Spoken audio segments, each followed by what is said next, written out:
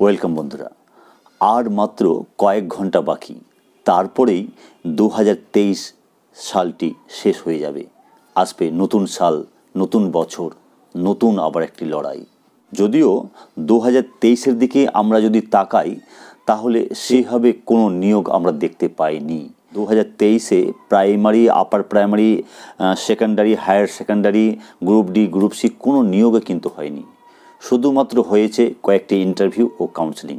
Primary, upper প্রাইমারির interview ও upper primary counselling ছাড়া আর সেরকম কোনো কিছুই দেখতে পাওয়া যায়নি। না এসএলএসটির বিজ্ঞপ্তি, পরীক্ষা, না গ্রুপ ডি, গ্রুপ সির কোনো তৎপরতা, না এইচএমের নিয়োগের কথা যে এসএসসি বলে এসেছে সেটাও কোনো কিছুই কিন্তু আমরা 2023-এ পাইনি। বলতে গেলে 2023 কিন্তু শিক্ষক বা শিক্ষাকর্মী নিয়োগের ক্ষেত্রে প্রায় শূন্য হাতেই পার হয়ে গেল। তাই 2023-কে নিয়ে সেরকমভাবে বলার মতো কিছু নেই। তবে কয়েক ঘন্টা পরে যে সালটি আসবে 2024, সেই সালে কিন্তু প্রাইমারি, আপার প্রাইমারি, এসএলএসটি সহ মাদ্রাসা, গ্রুপ ডি সব কিছুই কিন্তু একটি সম্ভাবনা নিয়ে আসতে চলেছে। কী কী সম্ভাবনা নিয়ে আসতে চলেছে, অর্থাৎ কোন জিনিসগুলো হতে পারে, সেই নিয়ে কিন্তু আজকের এই ভিডিওতে আমি কথা বলবো।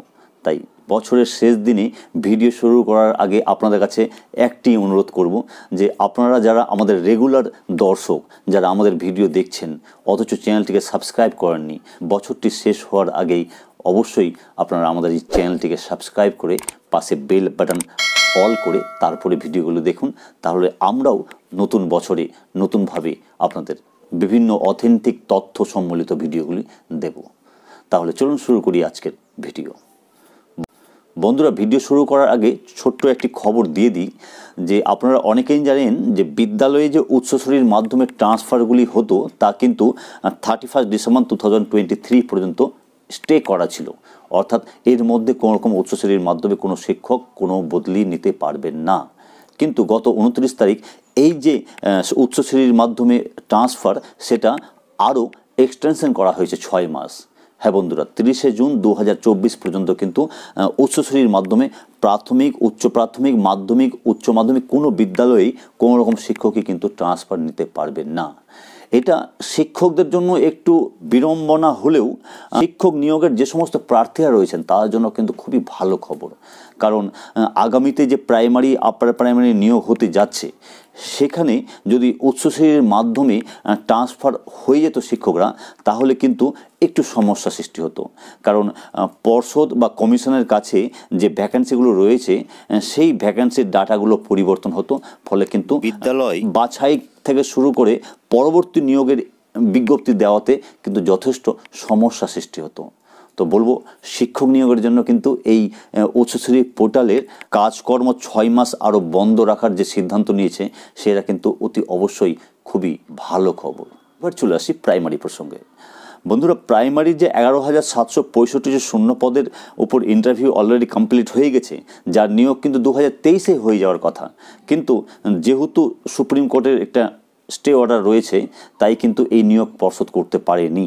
তবে পর্ষদ কিন্তু এই নিয়োগটা নিয়ে যথেষ্ট তৎপর। আমরা বিভিন্ন সময় পর্ষদকে কিন্তু এই বিষয়ে এর ব্যাপারে পজিটিভ হতে দেখেছি। তবে স্টে অর্ডার না উঠলে তো কিছু করার নেই।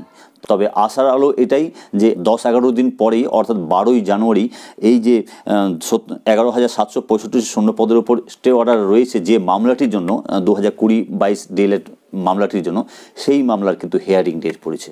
যদিও আমি জোর গলায় দাবি করতে পারবো না যে সেদিনই স্টে অর্ডার উঠে যাবে এবং তারপরে নিয়োগ শুরু হয়ে যাবে, তবে এইটুকু আশা করাই যায় যে সেদিন যদি পজিটিভ হিয়ারিং হয় তাহলে সেদিন না হলেও কিছুদিনের মধ্যেই কিন্তু এই স্টে অর্ডারটা উঠে যাওয়ার একটি প্রবল সম্ভাবনা তৈরি হবে। এবং যদি স্টে অর্ডার উঠে যায় তাহলে আমি আগের ভিডিওতে বলেছি যেমনটা, ঠিক তেমনভাবেই পর্ষদ কিন্তু প্রায় 5-7 দিনের মধ্যেই এই 11,765 শূন্য পদের প্যানেল প্রকাশ করে দেবে। আর প্যানেল প্রকাশ হওয়ার পর কাউন্সেলিং করিয়ে নিয়োগ করতে খুব একটা বেশি সময় লাগবে বলে আমার মনে হয় না। এবং এই 11,765 শূন্যপদ নিয়োগ হয়ে যাওয়ার পরেই পর্ষদ সভাপতি গৌতম পালবাবু বলেছেন যে নতুন ভ্যাকেন্সি চেয়ে পাঠাবেন জেলার বিভিন্ন ডিপিএসসি অফিসগুলোতে, এবং যতগুলো ভ্যাকেন্সি এখন পর্যন্ত জমা পড়ে রয়েছে সেই ভ্যাকেন্সিগুলো কালেক্ট করে তিনি নতুন বিজ্ঞপ্তি প্রকাশ করবেন প্রাইমারি নিয়োগের জন্য, যেখানে 2017 ও 2014 সঙ্গে সঙ্গে 2022-এর প্রার্থীরাও বসতে পারবেন। যদিও 23-এর যে 24শে ডিসেম্বর পরীক্ষাটি হলো, সেই টেটের প্রার্থীরা ইন্টারভিউয়ের জন্য অ্যাপ্লিকেশন করতে পারবেন কিনা এখন এই মুহূর্তে দাঁড়িয়ে কিছুই বলা যাচ্ছে না, কারণ আমি আগের ভিডিওতে বলেছি যে ফেব্রুয়ারির আগে কিন্তু রেজাল্ট হচ্ছে না, তাই তারা ইন্টারভিউয়ের জন্য অ্যাপ্লিকেশন করতে পারবে কি পারবে না তারা সেটা কয়েকদিন পর ক্লিয়ার হবে, কিন্তু 2014 ও 2017-এর সঙ্গে 2022-রা অ্যাপ্লাই করতে পারবে। এবং আমরা আশা করব যে 2024 নতুন যে বছরটি আসছে সেই বছরের মধ্যেই যেন এই ইন্টারভিউ নিয়ে তাদেরও নিয়োগটা কমপ্লিট হয়ে যাক, এটাই কিন্তু আমাদের চ্যানেলের পক্ষ থেকে প্রার্থনা থাকবে। তবে 2022-এর যে সমস্ত প্রার্থীরা রয়েছেন তারা আগামী পরশু অর্থাৎ 2 তারিখের যে মুভমেন্টটা হচ্ছে আপনাদের ইন্টারভিউয়ের নোটিফিকেশানের দাবি করে সেখানে অতি অবশ্যই যাবেন, কারণ বন্ধুরা বর্তমান সময়ে পড়াশোনা করার সঙ্গে সঙ্গে পরীক্ষা ও ইন্টারভিউ দেওয়ার সঙ্গে সঙ্গে আন্দোলনটাও খুবই গুরুত্বপূর্ণ হয়ে দাঁড়িয়েছে।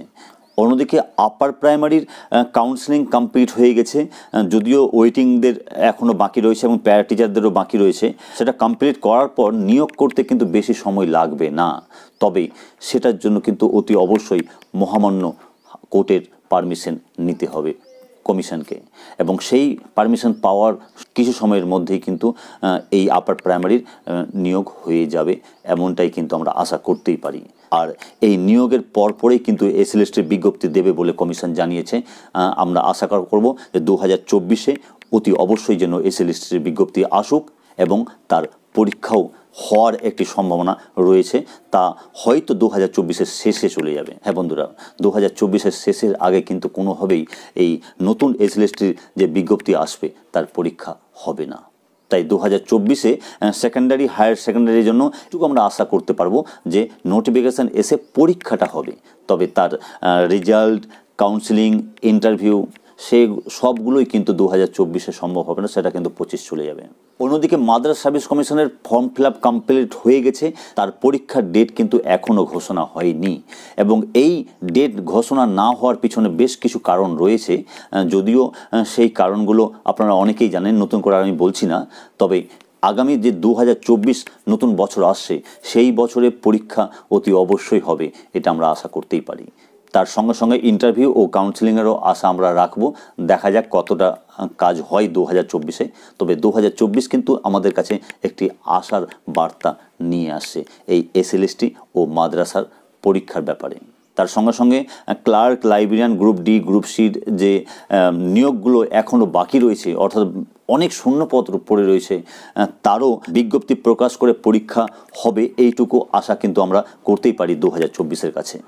তো এই সমস্ত কিছু আশার আলো নিয়ে আজকের এই ভিডিওটা এখানেই শেষ করছি। 2024-এর কাছে আপনাদের কি আশা রয়েছে সেগুলো অবশ্যই কমেন্ট বক্সে কমেন্ট করে জানাবেন, আমি অবশ্যই সেই কমেন্টগুলো রিড করব। আপনাদের প্রত্যেককেই আসন্ন নতুন বছরের অনেক অনেক আন্তরিক শুভেচ্ছা জানিয়ে আজকের এই ভিডিও শেষ করছি। প্রত্যেককে জানাই হ্যাপি নিউ ইয়ার। ধন্যবাদ।